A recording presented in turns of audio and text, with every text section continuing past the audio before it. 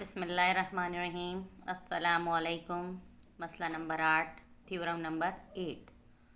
दो मुसल्लसों की किसी मुताबिकत में अगर एक मुसल्लस के तीनों अज़ला उनके मुताबिक दूसरे मुसल्लस के तीनों मुतनाज़रा अज़ला बाहम मुतमासिल हों तो मुसल्लसें मुतमासिल होंगी।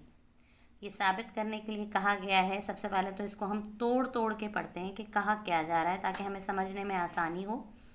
दो मुसल्लसों, दो ट्राइंगल्स की बात हो रही है।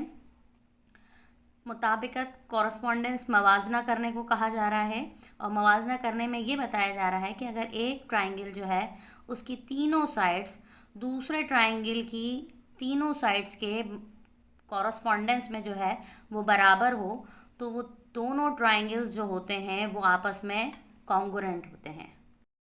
इस बात को समझने के लिए सबसे पहले ये देखें कि दो ट्राइंगल एक जैसी साइड्स की लेंथ रखते हैं। इसकी मिसाल यूँ ले लें कि ये 3 सेंटीमीटर है और ये 6 सेंटीमीटर है और ये 5 सेंटीमीटर है। ऐसा ही एक और ट्राइंगल है, ये भी 6 सेंटीमीटर है, ये 3 सेंटीमीटर है और ये 5 सेंटीमीटर है। तो हम ये कह सकते हैं, ये गिवन है। गिवन में ये है कि ये वाली साइड जो मुतनाज़रा इसकी कॉरस्पॉन्डेंस में जो आ रही है, ये वाली साइड इस वाली साइड के इक्वल है, ये वाली साइड इस वाली साइड के इक्वल है और ये वाली साइड इस वाली साइड के इक्वल है। तो कहा यह जा रहा है कि ये दोनों ट्राइंगल जो हैं वो आपस में कॉन्ग्रुएंट या मुतमासिल होंगे। अब मसला ये है कि ट्राइंगल में 6 चीज़ें होती हैं, सिर्फ साइड्स ही नहीं होती हैं, 3 एंगल भी होते हैं। अब हमें ये साबित करना है कि जो तीनों एंगल्स भी हैं अगर बराबर आ जाएं, एक ट्राइंगल की 6 के 6 चीज़ें दूसरे वाले ट्राइंगल की 6 के 6 चीज़ों के बराबर हों, तो हम ये कह सकते हैं कि वो कॉन्ग्रुएंट हो।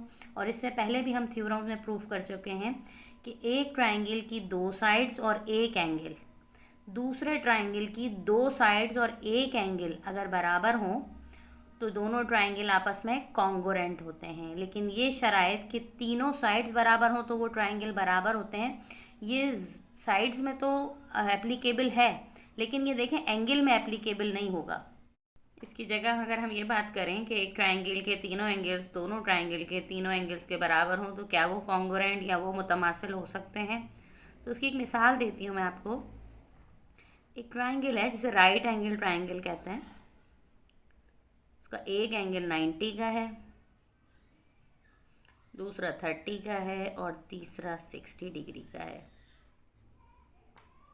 ऐसा ही एक और ट्राइंगल बना लेती हूँ, राइट एंगल ट्राइंगल।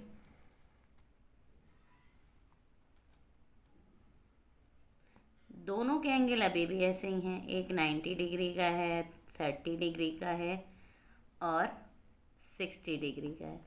तो क्या ये दोनों हमें कॉन्ग्रुएंट लग रहे हैं? ये कॉन्ग्रुएंट नहीं है, क्योंकि दोनों की जो साइड्स हैं उनकी मेजरमेंट अलग अलग है लेकिन एंगल्स बराबर हैं।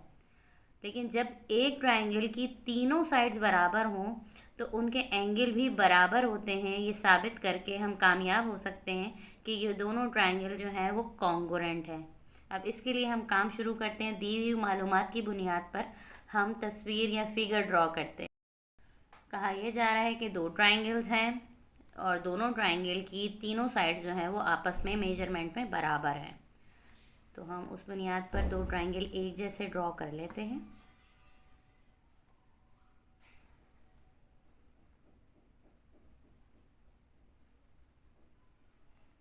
और दोनों को नाम दे देते हैं अलग अलग, ABC और DEF।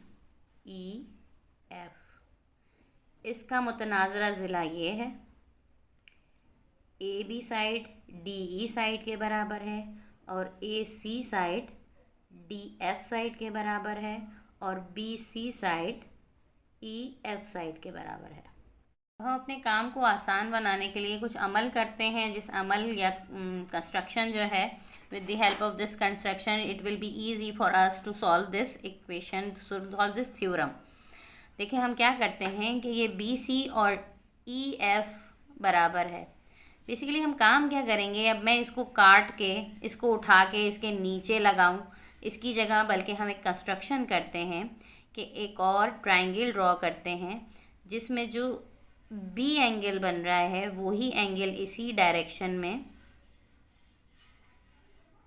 ई पॉइंट पर लिया जा रहा है, ई एफ ई, और इस पॉइंट को नाम दे देते हैं हम जी का। तो ये बिल्कुल ऐसा ही है जैसे ए बी और सी। बी सी तो वैसे भी ई एफ की मेजरमेंट के बराबर में है, बराबर है, इसको इससे ज्वाइन कर दें और डी को जी से मिला देते हैं, डी को जी से मिला देते हैं हम।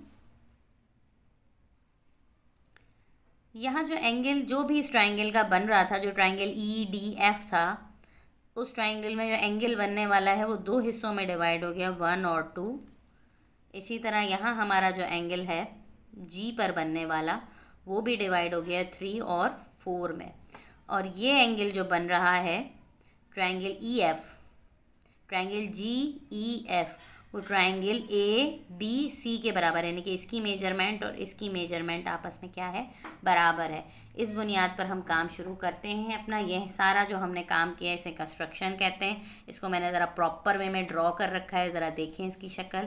फिर हमें नज़र आ रही है उसकी जो भी चीज़ फिगर की मालूमात है उसको हम बयानी अंदाज में लिख लेते हैं। सबसे पहले हम ये बताते हैं कि एक ट्रायंगल है ए बी सी और जिसकी कॉरस्पॉन्डेंस हो रही है दूसरे ट्रायंगल से जो कि है डी ई एफ, और हमें ये पता है कि ए बी जो साइड है वो डी ई साइड के बराबर है। इसी तरह ए सी साइड जो है वो डी एफ के बराबर है, ये हमने लिख के बता दिया। और इसी तरह बी सी बराबर है ई एफ के, ये हमें मालूम है। मतलूब हमें जो साबित करने को कहा गया है, जिन ट्रायंगल की कॉरस्पॉन्डेंस हुई है उन्हीं को हमें साबित करना है कि ये दोनों ट्रायंगल कॉन्ग्रुएंट हैं, यानी कि ये बिल्कुल एक जैसे हैं। एक के ऊपर दूसरा रखा जाए तो एक दूसरे को छुपा लेता है, हाइड कर लेता है। अब हमने कंस्ट्रक्शन का काम किया था वो सारा बयानी अंदाज में लिख लिया, वो ज़रा पढ़ लेते हैं। फ़र्ज़ कीजिए ट्रायंगल ए बी सी में ज़िला बी सी जो है वो तीनों ज़िलों में सबसे बड़ा है। तीनों साइड्स में से जो सबसे बड़ी साइड हमें इस फिगर में नज़र आ रही है वो बी सी बड़ी है और इसमें ई एफ बड़ी है। ये दोनों बिल्कुल बराबर हैं, ये हमें गिवन है। तो हमने क्या किया था, एक और ट्रायंगल बनाया जिसको नाम दे रहे हैं हम जी ई एफ का।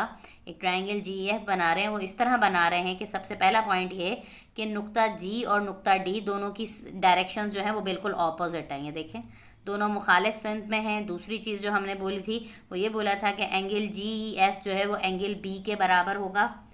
ये देखें दूसरी स्टेटमेंट हम ये बोल रहे हैं कि ये वाला एंगल इस वाले एंगल के बराबर, यानी कि ये फिगर समझे उलट दी गई है इस पर। और तीसरा पॉइंट ये है कि ई जी की जितनी लंबाई है उतनी ही ए बी की लंबाई है, यानी कि इन दोनों की मेजरमेंट आपस में बराबर है। और हमने मज़ीद ये काम किया था कि तो ट्रायंगल बनाए ही थे, डी को जी से मिला दिया था, ये भी हम लिख लेते हैं, डी और जी को मिला दें। अब हम कोशिश करते हैं कि जो हमने कंस्ट्रक्शन की है उसकी हेल्प से साबित करने की कोशिश करें कि ये वाला triangle A B C D E F के कॉन्ग्रुएंट है। अच्छा, इसी की एक शबीह समझे एक तरह से हमने बना के रख ली है। पहले तो हम ये साबित करेंगे कि ये दोनों ट्रायंगल कॉन्ग्रुएंट है। जब ये दोनों ट्रायंगल कॉन्ग्रुएंट हैं तो फिर इसकी कॉरस्पॉन्डेंस का फ़ायदा उठाएंगे हम यहाँ से और फिर साबित करने की कोशिश करेंगे कि ये दोनों ट्रायंगल जो हैं वो कॉन्ग्रुएंट हैं। बयानात और दलाइल पर आते हैं तो सबसे पहले इसकी और इस ट्रायंगल की कॉरस्पॉन्डेंस करते हैं। तो सबसे पहला जो हम काम कर रहे हैं वो देखें वो क्या है कि हमने कॉरस्पॉन्डेंस का सिंबल लगाया।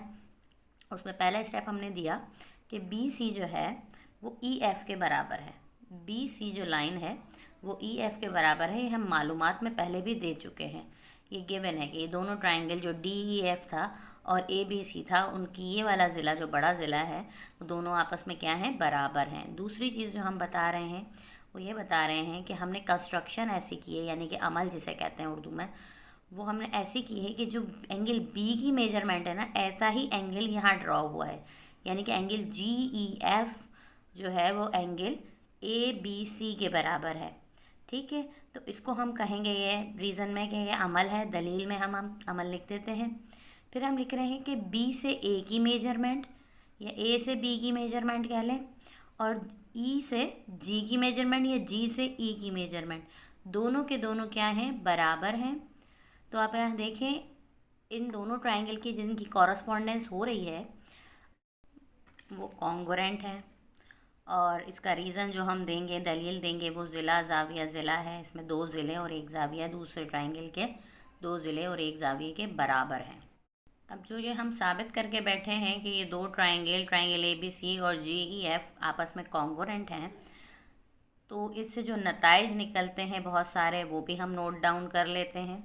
उसमें सबसे पहला नतीजा तो ये है कि अच्छा भाई, जो बाकी की एक साइड रह गई है वो भी ऑटोमेटिकली दूसरी साइड के ट्राइंगल के बराबर हो जाएगी। इट मीन्स ए सी जो है वो इक्वल होगा जी एफ के, क्योंकि जब मुसलसों का तमासुल जब ट्राइंगल कॉन्ग्रुएंट होते हैं तो उनकी बाकी की जो लेफ़्ट चीज़ें होती हैं, साइड्स और एंगल्स, वो भी इक्वल होते हैं। और दूसरी चीज़ क्या है, जो एंगल ए हमारा बन रहा है वो एंगल हमारे जी के बराबर होगा। ये ट्राइंगल ऐसे रिवर्स करके नीचे आया हुआ है।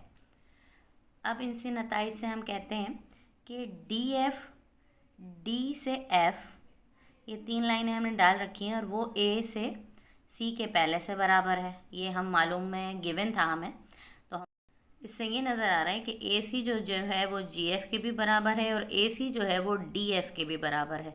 तो इसका मतलब ये है डी एफ जी एफ के बराबर होगा। अब हम अगर गौर करें तो यहाँ 2 ट्राइंगल और नज़र आ रहे हैं, एक डी ई जी है, दूसरा डी एफ जी है। अच्छा, हम देखते हैं कि हमें ये पता था कि ए बी जो है, ये मालूमात में हमें गिवन है, ए बी जो है वो डी ई के इक्वल है और इत्तेफाक से जो हमने कंस्ट्रक्शन की है ए बी की मेजरमेंट ई जी के बराबर है। तो ये एक ऐसा ट्राइंगल दिख रहा है जिसका नाम मैं डी ई जी दे रही हूँ। तो इस ट्राइंगल की जब दो साइड अगर एक ट्राइंगल के बराबर हों तो उसके अल्टरनेट, उसके जो है मुतकाबला ज़ाविये जो हैं वो आपस में मेजरमेंट में क्या होते हैं, बराबर है। तो हम ये कह सकते हैं कि एंगल 1 एंगल 3 के कॉन्ग्रुएंट है।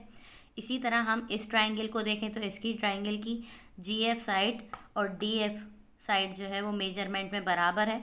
तो इन साइड्स की जो बराबर साइड्स होती हैं उनके ऑपोजिट एंगल भी आपस में मेजरमेंट में बराबर होंगे। तो एंगल 2 जो है वो एंगल 4 के कॉन्ग्रुएंट होगा। ये चीज़ हमने दर्ज कर ली।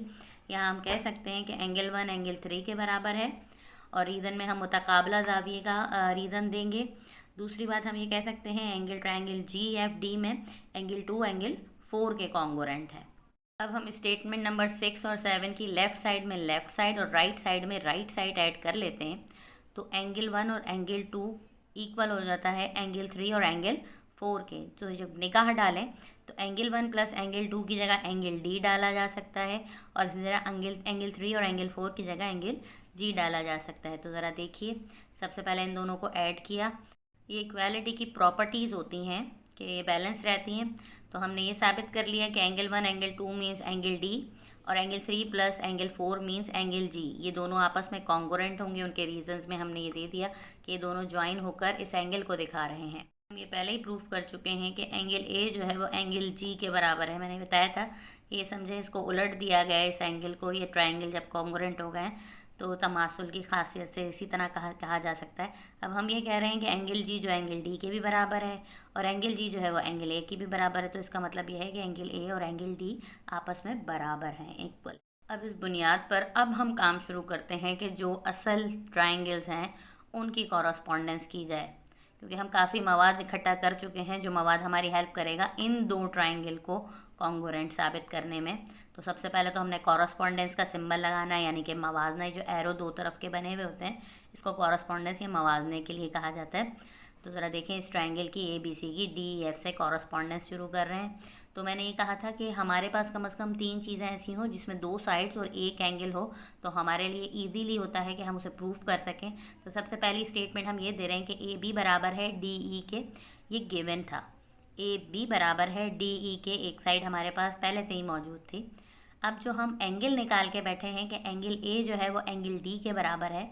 एंगल ए जो है, इससे पहले एंगल की कोई मालूमात हमारे पास नहीं थी। हमारे पास सिर्फ ये मालूमात थी कि 3 साइड्स जो हैं वो 3 साइड्स के बराबर हैं, जिसमें एंगल एक भी नहीं था।